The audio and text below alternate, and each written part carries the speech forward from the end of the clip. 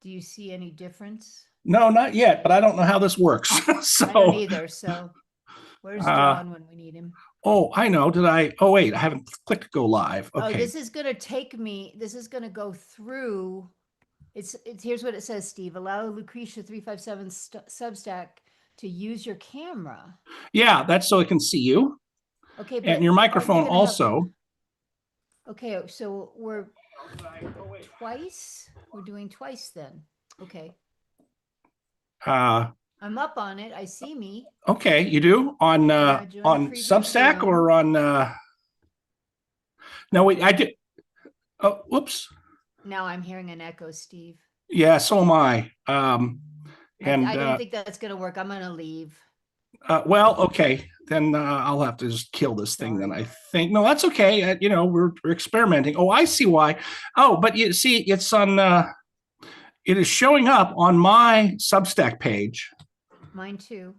Well, now you want to turn down the volume on your Substack page, I think, Okay. which is separate from your YouTube. See, Okay. so this may yet work. And I do have the YouTube streaming is up and going. So bear with us, listeners and viewers, because we're trying to work out. Well, we're waiting for John Yu to get here, and secondly, we're trying to work out our technical things as we try to. There's John now. Okay, and here he comes. Here he is. Hey, John. Yeah, now you may be getting up on your screen an invitation to join a Substack live stream. Are you getting a thing that says something like that? No? Okay. Nope. Well, I wonder. Hold on. Let me just check here and see if you've come up. No, you haven't. It's only got me and Lucretia. So it may not work. I sent you an invite, John, by through Substack. But Substack? Yeah, through Substack. It should like pop up. I don't know. How did you get to it, Lucretia? Did you I look got up? an invite and I clicked on it. Oh yeah, I'm still getting an echo from you. You know what? I think we're Yeah, gonna have me to abandon. too. Okay, I'm we're gonna have have. to get off. Well, I think what I'm going to do is I'm going to abandon the Substack thing. I think it's not going to work. I do see you guys on video on the Substack now that You I do? pulled it up. You don't see me Oh, anymore though, right? yeah, but we don't But see I'm not in you. it. But I'm Yeah, not on see, it. that's not going to work. So I think. I think. Well, just keep you on, and people you can. No, even at that's least- really dumb. I'm gonna. I'll have to figure Sorry, this out folks, and do a there's a whole dry bunch of run people sometime. on The it. three of us and make it work Tell them that to way. go So to we still YouTube. got the YouTube Wait, going. Yeah. Whoops. Wait, there's a lot of people on Substack, so tell them to go to YouTube. Oh well, I already went off, so I think it's too Of late. YouTube? No, not of Oh. YouTube. I went off the All right, I'll Substack. send a. See if I can. If you're still on it, but I don't know that you will be. So No, I'm not. now we should be. Okay, well, we're live on YouTube. We've got 5 people Sorry. watching, so that's okay. Do you remember that line from Dodgeball? No, We're like a bunch. Sorry, forgive me for this. A bunch of retards humping a doorknob. I don't think I ever saw it, but that's really bad. Although it conjures up images of Tim Waltz, which is okay, mirth Yes. for the holidays. And All if right, you haven't seen Dodgeball, you and your son need to watch it today. okay, Today. okay, Okay. okay. What we're missing John. As soon as John gets back, everybody, we will get started.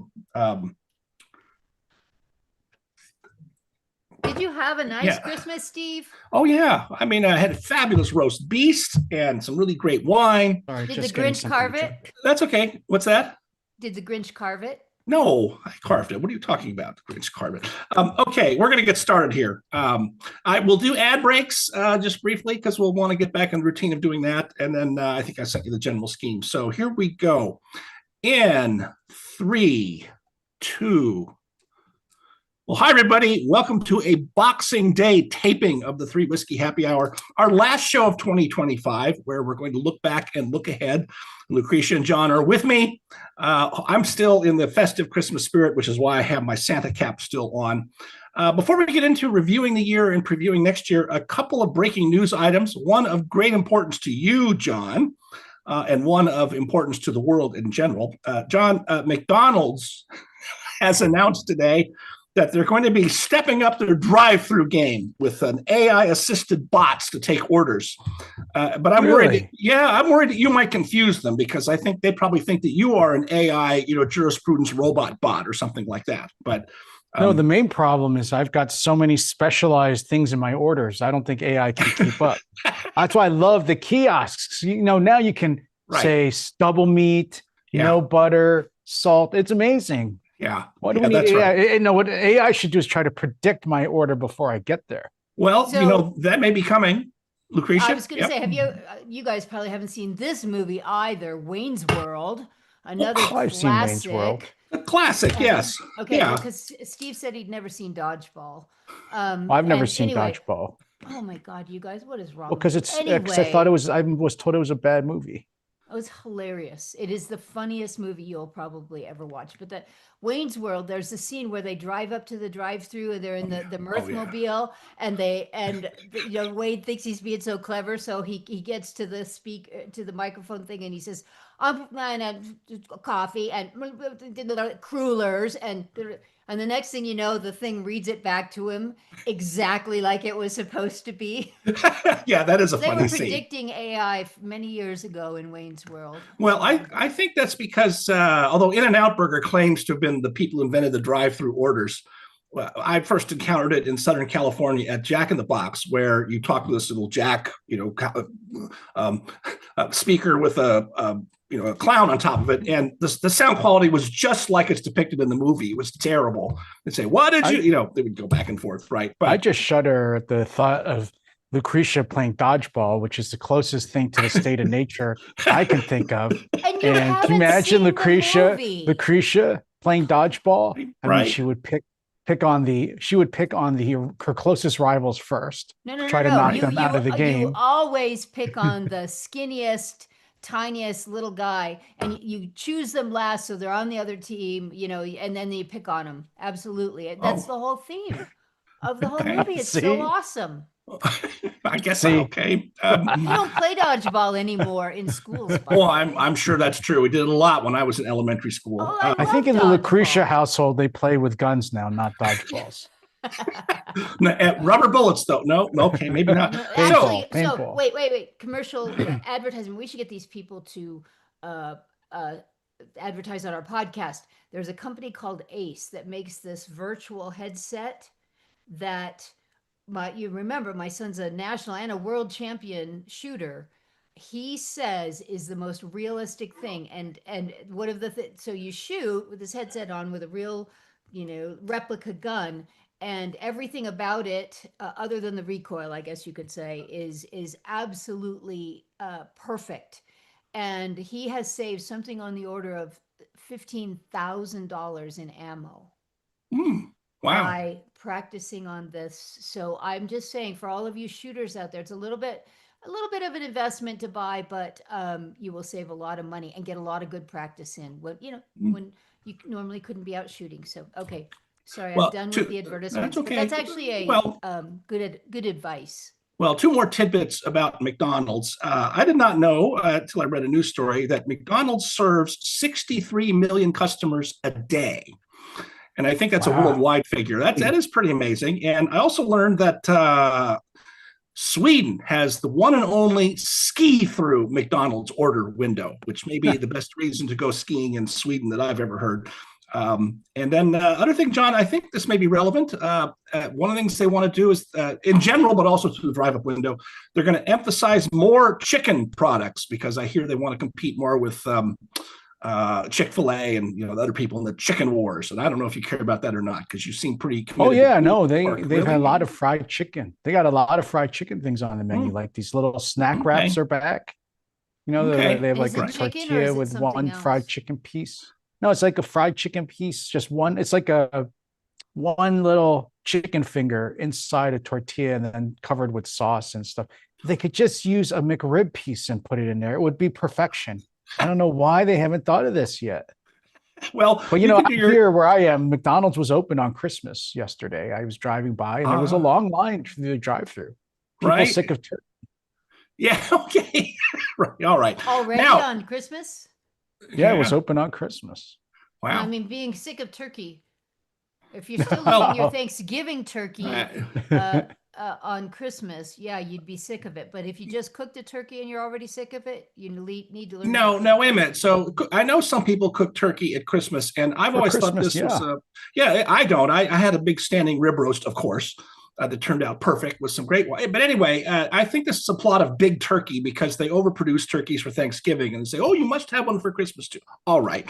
We'll leave that for By the another way, time. did people see the montage that Steve sent out of his roasts over the years? And so, did Yeah. anybody notice the progression that over time the rib got smaller and Steve got bigger? Well, you know, Oh, that's so mean, I've got John. I have an X and Y axis graph for all that. Of course, Exactly. right? Or it was just by proportion. Maybe the rib stays the same size, but Steve just gets bigger. That's right. Yeah, a couple of those were pretty old pictures, but I still like them. Oh, yeah. All right.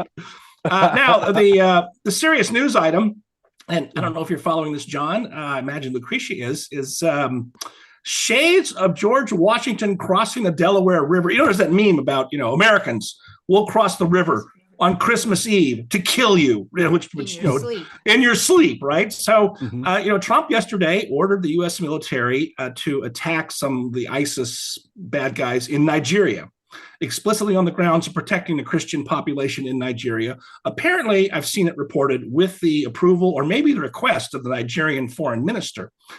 So this is interesting for two reasons. One is that it doesn't get a lot of coverage in the media, and that's because the media is lazy and they don't have any bureaus in Africa anymore. But the growing Christian population in Africa is clashing. What's happening in Nigeria is happening continent-wide, or is going to happen continent-wide. And a lot of people like Robert Kaplan, who does cover these stories, saying the big religious battles like we had in the Middle Ages is going to take place in Africa over the next several decades. And so maybe this is the opening salvo. But then the second point is, it's the holidays. People are about busy or not working. But, there have been a lot of unhappiness among you might say, the neo-isolationist right with Trump's moves, first attacking Iran, then the flotilla and action in Venezuela. And now I'll bet you're going to see complaints that, oh, yeah, now he's looking for a forever war in Nigeria, right? That's the slogan, forever war. And you can go back and see, like the American Conservative magazine in particular is on the warpath against Trump being taken over by the neocons. Trump's actually a closet neocon all along. When in fact, if you look closely, it seems to me, I think it's dumb. Of course it's dumb. But Trump never said he was against stupid wars. He didn't say he was against using American force, and we saw in the first term. Which is not necessarily right? a war. Oh, correct. I mean, Right. the point is, I'm just saying we're going to see some agitation by the sort of neo-isolationist part of the MAGA world about this, and I think we've already seen that happening. And so this will add to it as we go into next year. Can Yeah. I just make a couple Please, quick yeah. comments before John makes the intelligent ones? First of all, I'm very much interested in the situation in Nigeria, in part because a former priest in my church he still is Nigerian and a member of the Via Christi, which is very active in Nigeria. 7,000 Christians in Nigeria have been targeted and killed by barbarian scumbag Muslims in that religious war that you're talking about, and it hadn't gotten any kind of publicity, I guess you would say, any attention, until, by the way, our friend, what's the guy, UN guy who was National Security Advisor's actual name, John? Waltz? He just left us. Waltz, Michael Oops. Waltz. Yeah, Michael he'll be Waltz, back. Michael There we- Waltz, John, and Nicki Minaj, who first went with him to the UN to talk about Nigeria, and then was at Turning Point talk. Nicki Minaj, I mean, but I can't, but. I don't even know who that is. She's a rapper, I She's take a it. rapper, and I knew exactly that much too. I think there were a few things that she did in the past that slightly offended me, but I don't remember for sure. I can't tell the difference, but she has been brave in the midst of all of this to call out what's happening in Nigeria. And you know who has been almost, not completely, but almost silent? The Pope. What an embarrassment that is. I mean, we could debate all day whether it's a neocon thing to go in and rescue Christians who are being tortured and kidnapped and murdered by Muslim scum, but the Pope ought to be on this one. Sorry, the Pope ought to be on this one day and night. Instead, he is, blaming Trump for refusing all of the poor immigrants that are just like baby Jesus, and stupid, and kissing blocks of ice for climate change. Well, one of these days we're going to get an African pope, and that will be an interesting time. If we'd have But gotten Robert Sarah, I would have yeah, danced for joy. That cartwheels, guy is right. amazing. So, John, what do you think? Is this the one-off, or do you have any? Is it prompting any thoughts in the grand strategist in you? Well, one isn't he being a bit of a neocon?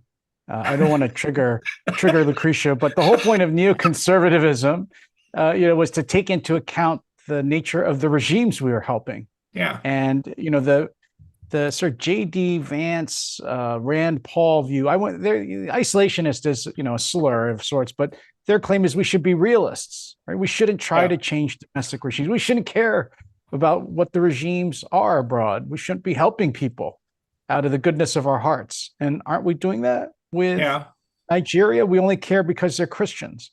On the other hand, I can't think it's going to be a consistent part of our foreign policy. Are we going to intervene all around the world to protect Christians? We haven't, for example, in the Middle East. We've let Lucretia, I don't think Lucretia is referring to this exactly, but we've allowed the purging of Christians from all over the Middle East, right? In all these under countries. Trump? No, just generally in the United States. Just generally, I'm just saying, I don't know if we're going to actually intervene and try to stop that from happening and protect Christians all around the world. And then the last thing that's interesting to me is that, yes, the Christianity is growing in Africa, but it's a particular kind of Christianity. It's not the pro-gay marriage Christianity in the United States. Quite the opposite, right? Yeah. So, and isn't that you guys know more about this than I do, but isn't it the African Christians who are trying to pull their churches to the more conservative, traditional view of values? And so I wonder whether that's part of what Lucretia's talking, why the Pope isn't talking about it, why you don't hear a lot of complaints about it, what's going on in Africa from church leaders, because they're generally, right, the Anglican Church or the Catholic Church, they don't know what to do about the rise of a sort of traditional religion in Africa. Yeah. Okay. I don't know about that. I mean, I think that I would probably put the emphasis the opposite direction, not so much that they're ignoring them for that reason, but they're ignoring them because they themselves are in fact woke and leftist and liberal. And we were hoping that maybe Pope Leo would be different. We should have known better, different than Francis.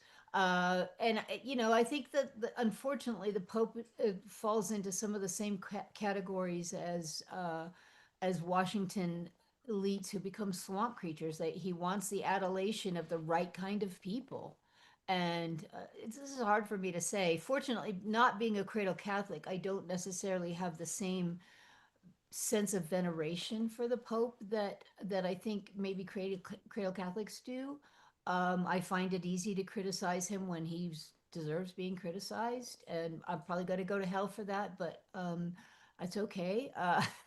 I don't. Well, it's well, we'll put off him for another day because we need to go to an ad break before we get on our main. I will say I think the jury is out yet. It's still early yet. I think he's several notches to the right of Pope Francis. I think he's politically naive as part of it, but there's also some signs from his background, such as he apparently was a registered Republican at one point when he lived in Chicago, and there are other things about him that I just think he's not very political, and he doesn't think about the theological political problem, I'll put it that way, the way that Ratzinger, Pope Benedict did, which I thought was Pope John Paul. Or John Paul, correct, right? We had those two, the best popes in the last 500 years right in a row, so we're spoiled. But let's take a quick break for a sponsor, and it better be McDonald's. That's all I'm going to say after all the free advertising we give them. And we'll be right back and get into our main lineup for today. So we'll give this 5 seconds. I'm going to skip over, John, my provocation on obscure cases in jurisprudence. We'll save that for a regular episode. So I have no idea what that is, and I didn't read it. Yeah, I know, but you would get it. It's a natural law thing. It's really fun. As Nicki Minaj would say, homie, don't do state law. All right. Actually, believe it or not, she was remarkably articulate. Sorry. Right. And I'll mention to people watching on YouTube, if you want to try to put a question in the chat window, I've got it open. We'll try and pass some along toward the end of the show. Leave time, but let's come back here in 3, 2. All right, we're going to review in this show what we think are the major events of 2025 and why. And then make predictions for 2026. But first, Lucretia went and looked up our predictions from last year and has a scorecard. So over to you, Lucretia. I have a scorecard. It's actually rather interesting. So give me a little time on all of these. Sure. So we'll start with Steve because he went first. He said Chicago was going to implode because Brandon Johnson was such a ridiculously poor excuse for a mayor. I think you mentioned that he had like a 19% approval rating. Leave it aside for a moment. I'll come back to it. That some of the top universities, the top 30, you said Ivy League. Then you mentioned Brown. John made fun of you, said Brown's not Ivy League. But that you said the top universities would kind of implode. All of their senior leadership would be replaced. Maybe it would be at the insistence of people like Bill Ackman, who had stopped giving money to Harvard, that kind of thing. That was your prediction. And then, let me address that. I'll come back to the very last one you made. So my argument to you is you were partially right on some of those things, but you know who wins the day on those is Trump. Chicago did more or less implode, but Trump made a big deal out of it. And I suppose you could say that Pritzker and Brandon Johnson have successfully, I think it was last week, even the high court said that Trump had not made the case for why he should send in troops. But Chicago is a war zone. There's no doubt about it. Well, there's that, but you're right. But of course, the part that I think about I think, by the way, the mode of our predictions was sort of unlikely but possible things, or things that nobody thinks, right? Low probability of possible. So, what Chicago is fighting over right now, aside from the crime business, is whether they're going to have a per employee head tax, because their budget is so far out of balance. And I mean, what a stupid idea. But that's where they are. So they're in desperate shape, and I'm still right about that. It's just how long is it going to take? So anyway, sorry. Well, so I give you like a half a point on that one. Okay, and then I give you half a point on the universities because they didn't implode on their own, but Trump's attack on I don't think any of us would have predicted that Trump would go after the universities like he did. I mean, all of us, when I've listened in the past, we're pretty surprised, and it's been remarkably successful. It has not necessarily meant the replacement of all of the woke Ivy League university presidents and provosts and so on. Like, your prediction didn't say that was gonna happen, but it has made a difference. I mean, DEI, if you're going to do it and they still do it, you have to hide it. Yeah. You have to pretend that you're not doing it. So you get some credit for that one. You said that Trump's tariffs were going to cause a recession, and I said that, or John? You said there would be a recession. Trump's tariffs would be a part of it, but you thought that he actually might succeed when it came to China. Yeah. And I think you were right about that, in the sense that China would cave on a lot of things because they couldn't afford necessarily to. They haven't. Yeah, it's not. They've gone to Europe for sure and sold their cheap Temu goods to Europe instead of the United States in many cases. But I don't know. What do you think? Do you think Steve was right that China would cave and did? Or cave on what? They haven't caved on anything. They're just pursuing the same thing they've been doing before. I think the jury's. I think this is still a work in progress. I'll come back to this point when we talk about some 2025 events, perhaps in a little bit. Too soon to tell. Okay. But it has gone better than I thought it might as a general matter. Steve, What? Take the hat off and look on the inside label and tell me where that hat was made. I'm just curious. I'll see if I can find it. You keep going in the meantime. If it's China, I think that you've lost your prediction. I don't see a label anywhere. This is probably. Oh, wait a minute. There's one. It was probably made by elves at the North Pole. Yep. Made in Ningbo, China. There you go. There you go. Ah, crap. Okay. All right. So I'll go back to Chicago for a moment before I move back to John.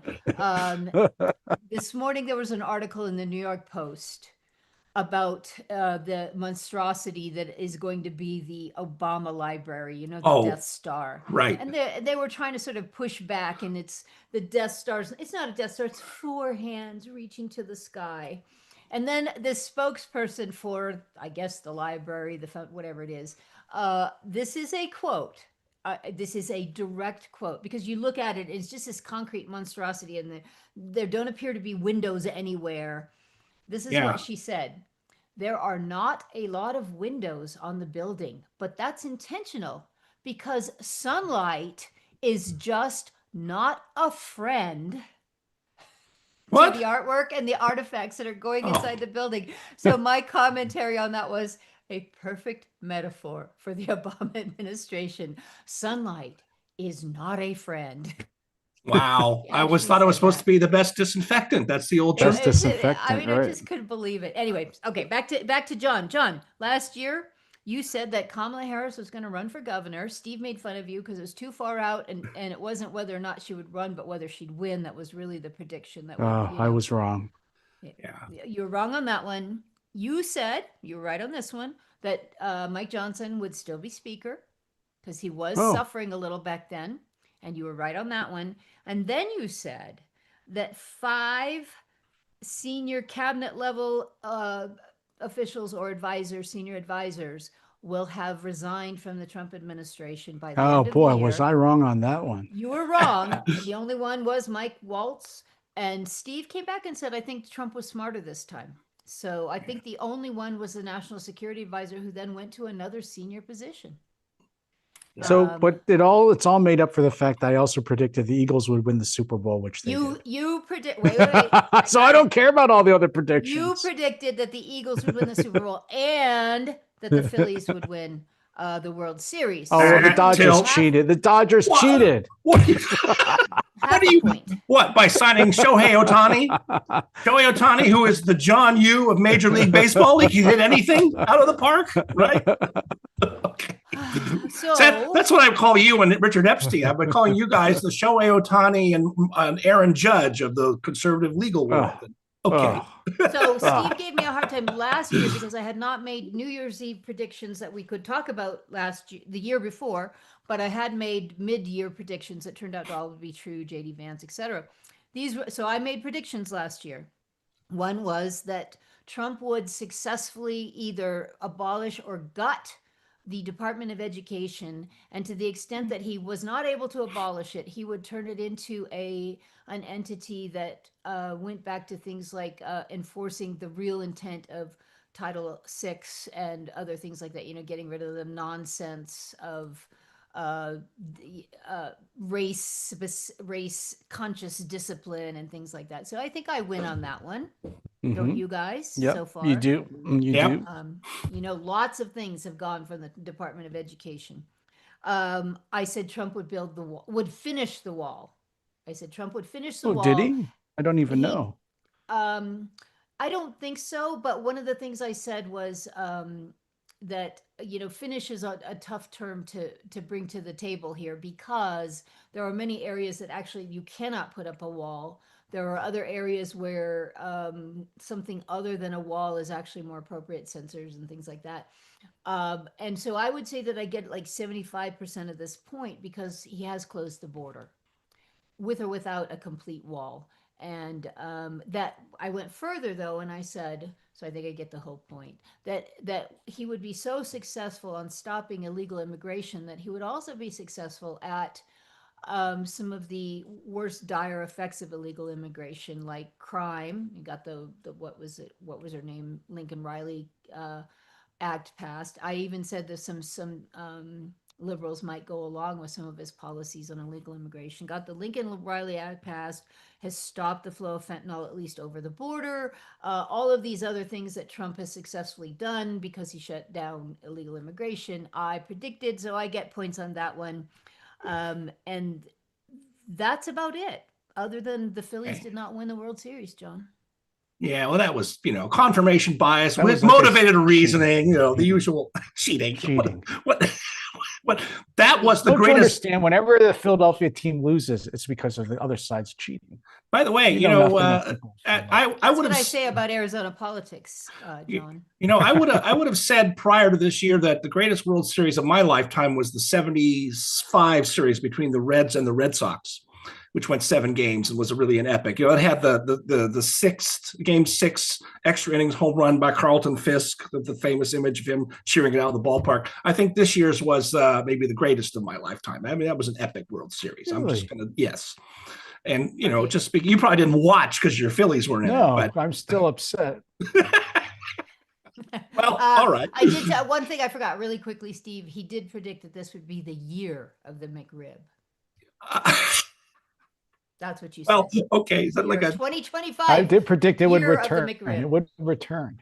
all right? Let's take a very quick break for a message from a sponsor or two, and then we'll come back by reviewing 2025. So, okay, let's go. One of the commenters says Lucretia's the clear winner in the prediction sweepstakes. All right, here we go. Back in 3, 2. All right, each of us is going to pick out what we think is I don't know, not the most important story necessarily, but certainly an important story to linger in our minds for a while. Let's start with you, Lucretia, because I think you're going to be the most general, and then I think John and I have more specific ones in mind. So, Yeah, I just think it's Trump.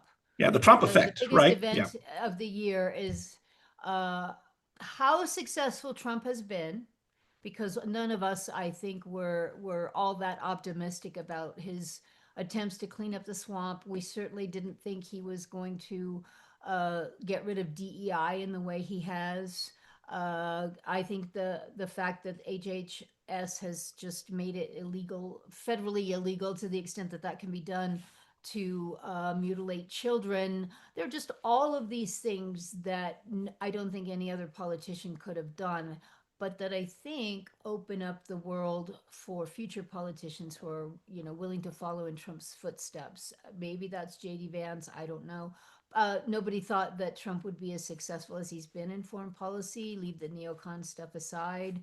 I don't think that, by the way, just really quick comment to John's earlier comment, I don't think that it's a regime change that he's looking for in Nigeria, or that it is the ideology of the regime in Nigeria. It's the fact that a Christian nation like the United States, at least with Christian roots and traditions, cares about what happens to Christians elsewhere.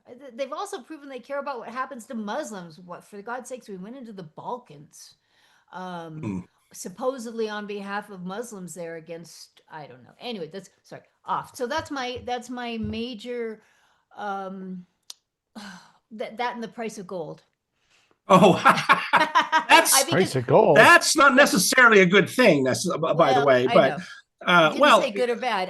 All I want to say is it's really quickly. I read, even before you said we were going to do this, The Spectator had a month by month sort of compilation of the major things that had happened, and it showed up. Gold went to 2,000.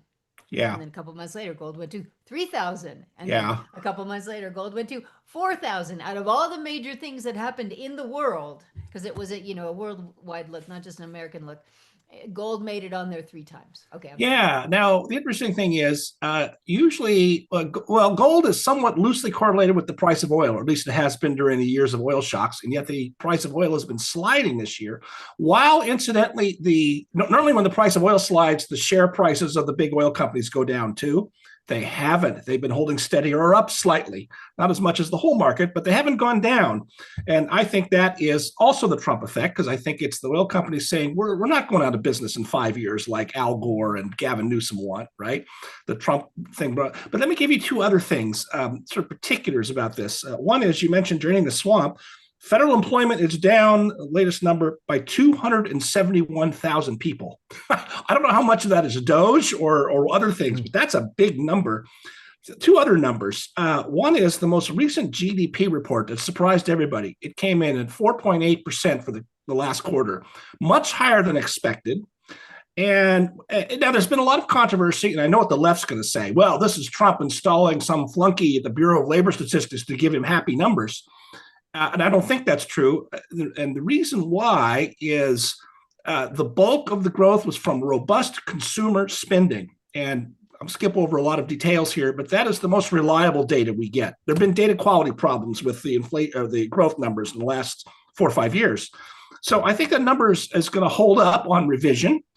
And why this is significant is that something my friend John Tamny points out, that consumer spending is reflective not only of just general confidence of Americans with disposable income, but it's usually the result of economic growth that's happening, in a subterranean way, you might say. In other words, when you see a consumer-led growth like this, that's a very good sign for the economy going forward. It suggests that lots of good things are happening behind the scenes. And boy, the difference between 4.5% growth or 3% growth is huge for our fiscal outlook, which is so dire otherwise.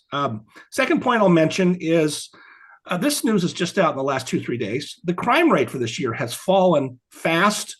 Murders, armed robberies are all falling fast in some of the fastest rates in history. Now you can say, and you should, well, this is partly, well, it's a Trump effect. I'll just go straight to the conclusion. Even in cities where he didn't send in the National Guard, you're seeing crime falling. And I always like to point out to people, you remember all those riots in the 60s that were happening every summer and so forth? They all stopped when Nixon became president. All of a sudden, and then, well, he campaigned on law and order, right? There was a new sheriff in town. And I think the Trump effect accounts for a lot of the fall in the crime rate we're seeing. There are other things you can point to. I'd add in the way Trump has been imploding the climate cult. You left that one out of your inventory, Lucretia. And I can mention 4 or 5 others, but that's enough. I think these really interesting things happening. And that's because of direct policies, but also the indirect effect of when you put someone like Trump in office that people have to take seriously. John?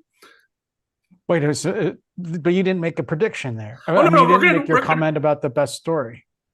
Want me to do mine? I didn't know if you want to comment on Lucretia's Trump effect. No, I thought we were going to do ours. Yeah, we can. All right, I'll do mine next, and you can go third. Okay. I think the most important story of the year, and it's going to loom larger going forward, was the assassination of Charlie Kirk. And I mean, it's on its own terms, it was shocking and dramatic and horrible. But I think going forward, we are going to recognize, as Helen Andrews writes in the current issue of the Claremont Review of Books, that he was a once-in-a-generation figure who can't be replaced. I have confessed before that I misunderestimated him when he got started. I thought he was going to be another Milo Yiannopoulos or some campus provocateur, but no, he built an organization, a serious organization, and inspired a lot of people in a way that someone like a conservative campus speaker doesn't really do by themselves, right? And I could say more about all that, but he's irreplaceable. And I'm worried about the future of Turning Point, only as an organizational matter. When a founder leaves an organization suddenly or is pushed out, there's often infighting. It either will take one new or different direction, or it will fall apart over time, right? I mean, the Southern Christian Leadership Council was never the same after Martin Luther King was killed, right? And I don't really think it exists anymore. So I'm very worried about that and the larger fractures that it's connected to. And so I think we're going to look back on that as, depending on how things go, as a real turning point, and a tragedy on the scale of Martin Luther King or figures of that kind from 50 years ago. So that's my big story of the year that sticks out. I would say the biggest story of the year for me, putting aside Trump, which Lucretia got to already, was the strike on the Iranian nuclear program, and generally. That's part of the Israel winning the war in the Middle East, which is, despite all the predictions that striking Iran would cause, what did Tucker say? Hundreds of thousands, if not millions, of potential lives lost, and the start of World War III, and actually turned out to be maybe the key event that helped bring peace on in the war that was started back on October 7th. And I'm not potentially provoking Lucretia, but it did show to me that Trump is not a pure realist. He is something of a neoconservative in the sense that he cares about the regimes and our allies. We're helping people we agree with here, not Christians, but Israel. Realist strategists think it's crazy that we help Israel. That we should ally with the Arabs but I've always thought the reason we help Israel is because of the commonalities of the two cultures and countries, and the fact that we have this shared religious tradition. It's all ideological. And Except, so I've always, there- it's a good example. No, I mean, I just think I've always thought realists had a good case. If you were really a cold-hearted realist, you shouldn't, the United States should not be allied with Israel. It's the smaller country surrounded by these huge Arab countries. We would be better off, allying with the Arab countries. But instead, you've seen this remarkable, alliance against Israel being built and led now by, against Iran being built and led by wait. Israel and the United States. John, My turn. well, I'll just say that is just dumb, John. I'm going to let Lucretia explain to you why. There's a multifaceted answer. Let me go with this part of it. You may want to add on, Steve. In the first place, Iran has already made it clear that we are also their enemy, which makes them our enemy. Who cares about some stupid realist doctrine? Iran is our enemy. What would you call it? Islamic ideology, the kind that Iran practices, is our enemy. It is a source of evil in the world. Israel's right to exist is threatened by that. But you know what? Maybe some days ours would be too. We have been attacked, never by Israel, but we have been attacked by Muslim countries over and over. Never mind the whole thing about Israel being the only source of Western civilization in the Middle East. We care about not ideology, not that we have a culture in common and those squishy things. We could all end up living like women do in Afghanistan if we don't recognize what the very real threats to our freedom. It's not neocons. Let's make the world safe for democracy. It's nothing like that. They're our enemy. And in this case, the enemy of our enemy is our friend Israel. There's a lot more to it than that, but that's the simple answer to that. Well, nonsense. I'll add this, John, and give you an exit question, which is from a realist point of view. I think that Israel and our alliance with them actually makes those other Middle Eastern nations, the ones who are ambivalent like the Saudis, behave better. And in the absence of Israel, or if we tilted away from them, I think the whole neighborhood would be much worse, not just for Israel, but for us. What is that? Do you understand what I'm saying? You agree with me, John? You should. Yeah, I just don't. Look, the realists themselves say we should not be allied with Israel. Go back to the. I'm not myself a pure realist, but remember in the 2010s, these realists came out with these books claiming the only reason we're supporting Israel must be because of some pro-Israel lobby. And remember this in the United States, and their point was because otherwise we should be supporting, and they were basically, building foundations for Obama's foreign policy in the Middle East, right? They basically, otherwise we should be supporting Sunni Arabs, but also making peace with Iran, right? And the Iran deal was the ultimate product of this realist approach. So I'm not the one defending realism. I'm trying to show that it explains why the Trump administration is not this kind of realist administration, despite what J.D. Vance and MAGA people say. We are doing it because for the reasons that Lucretia stated, we do it because we agree. You said because Israel's an outpost of Western civilization. Yeah, right. Realists don't care about that. Only neocons care about that. So, right? They want to go out with Western civilization. So a realist, as you define it, would give the exact same advice to any country that they happen to be located in, because they don't care about the character of either their regime or any other regime. That's right. How dumb is that? Well, they would say, for example, realists, and Rand Paul, I think, has praised this idea, have said things like, why did the United States intervene in Europe in World War II? Shouldn't we just let the Germans and Russians kill each other and then come take over? They don't care about the ideology of the other regimes. Harry Truman said that in 1941, too, by the way. The first neocon, right?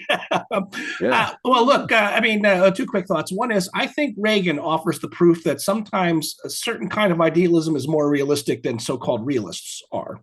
That's a long story. And then the other one is, not you, John, but do realists really think that we would get along better with Iran if we weren't allied with Israel? or any of the other radical countries over there? I don't. I think it would be worse. But okay, here's an exit question, and we want to go to a break in our predictions for 26. I think it's only halftime. I think there's been stuff in the press in the last week that Israel is talking to the Trump administration about resuming the war against Iran, and I think also resuming the war in earnest against Hamas in Gaza. So what do you think? Are you for resuming or Israel resuming the war? Right? And I think John Bolton had a piece this week well, pointing that's out not going to help your case. Iran. But... but I mean, trying to point out the ways Iran is rebuilding Hezbollah and Hamas and trying to rebuild its nuclear program. And so, I don't think that it's permanently over. I think Israel's won, but the struggle still continues because the Iranian regime is still the same. Yeah. All right. Well, let's go to a quick break for a sponsor message, and then we'll come back with our predictions for 2026. And I've got some great exotic ones again. So don't go I didn't away. know we were supposed to have predictions, but I told you we were, John. You weren't listening as usual. You can think of one really quick. Okay. A lot of people in the chat saying Lucretia wins as usual. So George Geller says Lucretia is always the winner. A fanboy. Okay. All right, let's come back here in 3, 2. All right, looking ahead to the year in front of us, we're going to do our predictions again, and they range from serious, like unserious, like the Phillies are going to win the World Series, but something plausible. I'm going to give you two to start off with, of a sort of medium prediction and more exotic, but possible in my mind. The first one is, and this I think 70% chance, if you wanted me to give odds, is that there's going to be a collapse of at least one European government, and maybe all three being the United Kingdom, France, and Germany. I think Keir Starmer is going to be removed as prime minister by his own party, like the Tories did with Margaret Thatcher in 1991.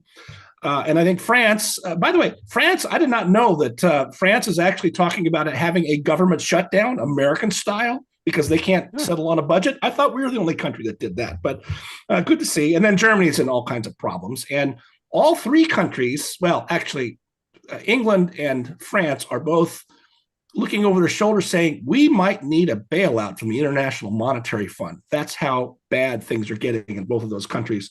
The IMF doesn't have the money. My second exotic prediction, and this one I think is like a 40% chance, but not impossible. So as you know, or you may know, in California, we have the jungle primary. Everybody runs at once, and the top two people go to the election in November. In a democratic state like this has meant several statewide elections recently where two Democrats were on the November ballot. It was Kamala Harris versus Loretta Sanchez for Senate 7 or 8 years ago. There is a chance that the governor's race in California next November might feature two Republicans running against each other. That's crazy. Well, no, it isn't. No, it isn't. Actually, the polls right now showing the number 1 and 2 people are two Republicans. Steve Hilton, the Fox News commentator, who's running a serious campaign. And then there's I think a sheriff from Riverside County who's polling very well. And then the problem is, it's on the Democratic side. You've got 4 or 5 ambitious Democrats: Tom Steyer, Katie Porter. I think Villaraigosa may run again, the former mayor of LA. And they could split the Democratic vote, and the top 2 vote getters, who might not, between the two of them, might only get 24% of the total vote, could be number 1 and 2. And that will be a fun day because Democrats will freak out, and we have to change the Constitution. They'll do like they did with redistricting, and they won't be able to, at least not in time to change that primary election result. But keep your eye on that. That could be a fun day because Democrats will not be able to sort out. Tom Steyer's already running TV ads because he's got all kinds of money. And anyway, that's my exotic prediction. There's 2 Republicans running for governor of California. Who wants to go next, Lucretia? I got a whole bunch of little ones. So I think that the Republicans will lose the House, but I don't think that's a Mine's tough the opposite. prediction. Okay, good. We'll see all those fanboys going, Lucretia always wins. Lucretia always wins. Write down this date and time and prediction. But I think it's not going to be because of the economy. I think the economy is going to do very well. But that's because I think Trump's going to lose the tariff case. And the reduction of tariffs is actually going to be good for the economy. And Trump will be smart and not try to reimpose worldwide tariffs. He'll just do targeted tariffs, which is what he should do under the law. Before you go on, does that mean then that they have to pay back all of that money? Yeah, they'll have yeah. to do refunds, be hard, but it'll help bring the inflation rate down, which is really, the thing that's sticking it to Trump. So I actually think Trump's approval rating is going to go up this year, but he's still going to lose the House because you just second term presidents always lose the House midterm. Here's another one. Since I had to think of these quick, I think that Trump is not going to pick either Kevin Hassett or Kevin Warsh for the chairman of the Federal Reserve. We're going to be completely surprised and he'll pick someone we're not talking about now because that's just the way he is, right? Like, oh, Lucretia. I know that. Remember, he did want to appoint someone last time to go back to the gold standard. Remember who was? Well, no, he wanted to appoint Judy Shelton to the Federal Board of Governors, and Mitch McConnell wouldn't push it through. He could have, but he wouldn't. And there you go. And then he also wanted to appoint our friend Steve Moore, also. Right. Yeah. Right. Yeah. Yeah. So the Eagles. I'm not going to predict on the Phillies winning the World Series, but I will predict the LA Dodgers will not win the World Series, and deservedly so. Okay. 2 years ago, by the way, you predicted that what's her name, the guy one from more. the Chiefs and Taylor Swift would break up. Yeah. Oh yeah. Well, that could still happen. I did. So. That didn't work. 2 years and ago. one more, and I think we will get a Supreme Court vacancy this year. Oh, okay. Because if it looks more and more, it looks more and more it looks like the Sotomayor Republicans will lose Congress, then it'll be the last time a conservative justice can step down and be assured of being replaced by somebody of the same ideological bent. So if one of them wants to retire, it's going to have to be this year. Yeah. So you're thinking a conservative, not Sotomayor. Oh yeah, no, conservative. Yeah, that's what I mean. No, the three liberals are going to have to die. They're all going to die in office. Yeah. Want to die in office. Yeah. Can I just jump in here? We've got a couple of audience questions related to what we just said before I go to you, Lucretia. One person asked about, if the Starmer is thrown out in Britain as prime minister, will he be replaced by somebody more radical? Good question. I'm not sure about that. Probably, but I think there'll be a civil war in the Labour Party, and that's going to be interesting to watch. And then briefly, it's hard to do briefly. Someone said, can we comment on the fracturing of conservatives over the Jewish question, right? As we call it these days, right? Let's actually promise to do something deep on that. A really interesting. That's a better idea, right? Yeah. Let's give that a good 15 minutes, right? Yeah. That's important. That's much on my mind, and really is mine too. Okay, we'll file that one away for the first episode of the new year, I think. Lucretia, your predictions are Republicans keep the House, right? The Republicans will keep the House, and it's not necessarily why? Not necessarily because of the economy, although a good economy obviously is going to be absolutely necessary for that to happen. But I don't know that it would be sufficient. What is going to be sufficient is that some of these other things are Trump is going to stop allowing the mainstream media to continue to frame every narrative. He's getting better and better at it. More and more new sources of media are becoming what you might say is a little pro-Trump. I do think that anti-Semitism divide in the Conservative Party might be a little bit problematic. But I think that you are going to see Republicans. There was a South Carolina state races for this special elections for the state house, and they just trounced their opponents, even though the opponents were fairly well funded. State house, South Carolina, I get it, but if Republicans didn't spend any money on any of those special elections that occurred in November, off-year elections and special elections. So I think that they will step up to the plate. They will get their voters out there. Voters will be happy about a lot of things that Trump has done.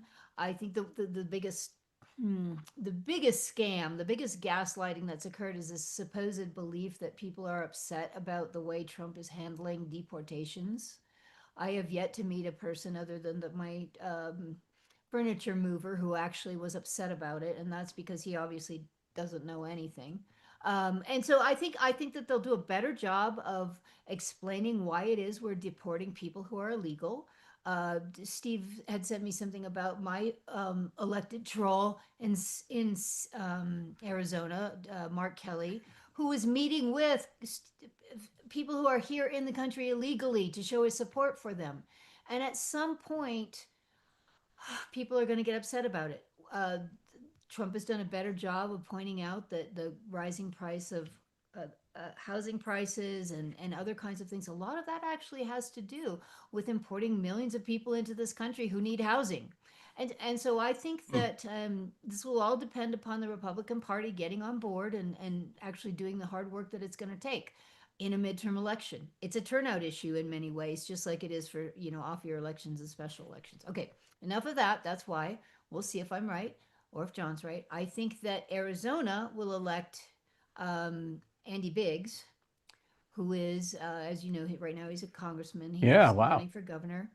And I think that as a result of that, it will be very much like when Trump came into office in January and started cleaning house. And I think that Katie Hobbs and the Attorney General, I forget their names, Kit Mays, whatever I think, and the Secretary of State, who is the election official here, they will go to jail, because I do believe that Mark Kelly and Katie Hobbs herself and the others were elected. I believe this in my heart of hearts. There's more and more evidence coming out of some really, really shady practices. Some we knew about at the time in Phoenix, and the fact that they just shut down precincts in conservative areas all across Phoenix. The fact that they've now discovered something on the order of 700,000 unverified mail-in ballots. There's just on and on and on. Of course, this gets no coverage. Our friend Rachel Alexander has been very much on top of it. So I think that Arizona at least will stop turning purple and will turn back to red, and it will be a wonderful thing, and I will be happy. Right. Just turn back to red like it's supposed to be. Like it's supposed to be, exactly. Right. I mean, for God's sakes, we have open carry, constitutional carry in Arizona. Right. And somebody, by the way, I'll say that for another time, because Steve's going to tell me we got to move on. But there's my prediction about Mark Kelly. I also think that they will actually they have upped the game on the investigation into him under the court martial. And I think they will court-martial him. That's okay. That's God, I hope that's true. I hope I'm not just wishful thinking. Yeah, it's the old motivated reasoning problem, but I get it. All right, let's take a quick break, and then we'll come back and close out the show and get us ready for the new year. So don't go away. So have you got some bees ready for us? I've got some bees. I don't have a lot because that's okay. I just had a few. That's okay. Day. I also want to mention something else really quick that you guys, I think, will get a kick out of whenever you're ready. Yeah, okay, so let's come back here in 3, 2. All right. The Babylon Bees have to be pretty busy these days, aren't they, Lucretia? What have they got for us? First, before I do that, really quickly, in case Candace Owens is watching. Doubtful, but okay. I think she's the one who's texting that Lucretia's always right. These are gifts that came to me from the highest intelligence official in the United States Army outside of the Pentagon. I'm probably infiltrating those Christian groups too, by going to church. Okay, sorry. Right. Babylon Bee. Person who apparently hates you got your kid a recorder. Oh, yes, right. Yeah. And then, your wife actually did want something for Christmas. Jolly Neil deGrasse Tyson, is that how you say his name? Yeah. Doesn't matter. Going down people's chimney and telling kids Santa isn't real. That guy's a buffoon. That one's a little bit esoteric, but that's okay. Okay, this one's for you, John. Oh no, Russia forces invade Alaska while NORAD distracted tracking Santa. One last one. I forgot to do this one the other day. Woman beginning to suspect husband didn't start shopping till yesterday. Yeah. She opens can of Dinty Moore beef stew. Yeah, I saw that. Hey, that's good. Dinty Moore beef stew is good. Right. Come on, Steve. If you don't play Snoopy's Christmas, I did last episode. I thought you did Christmas wrapping. No, that was a week ago. Oh. I did Snoopy for our Christmas Day episode out yesterday. So yeah. Oh, I just haven't made it to the end yet. Well, of course. All right. Thank you. All right. Bye, everyone. John? Happy New Always Year. drink your whiskey neat and buy more books. And Steve, what does AI tell us about 2026? Well, first of all, what it doesn't AI is not telling us, but I will tell listeners that we will have a new sign-off scheme for the new year. I'm not sure what it'll be yet. We'll figure it out the next week because the next episode will be in 2026. John, you will be the rotating host for the next one. And so I asked AI to provide us a New Year's toast from John Yu. And here's what we got. Happy New Year. As the clock strikes midnight, remember, time is flexible, definitions are negotiable, and consequences are best reviewed later by someone else. May your resolutions be narrowly interpreted, your moral gray areas generously footnoted, and your accountability indefinitely postponed. If anything goes wrong this year, don't worry, there's always a memo for that. Here's to another year of optimism, selective memory, and the comforting belief that if you redefine the rules creatively enough, everything counts as a success. Cheers. Steve, I think you wrote that. That wasn't AI. Well, Come on, confess. Now it's become clear. All these AIs you've been saying you've been doing, you've been writing them. oh, I wish. You've really been writing them. This is some kind of Hayward prototype AI. No, it's I wish. I mean, I could sure do a lot more work if I could, but I'm so far behind. Okay, bye everybody. Happy New Year, listeners. We will Bye. see you soon.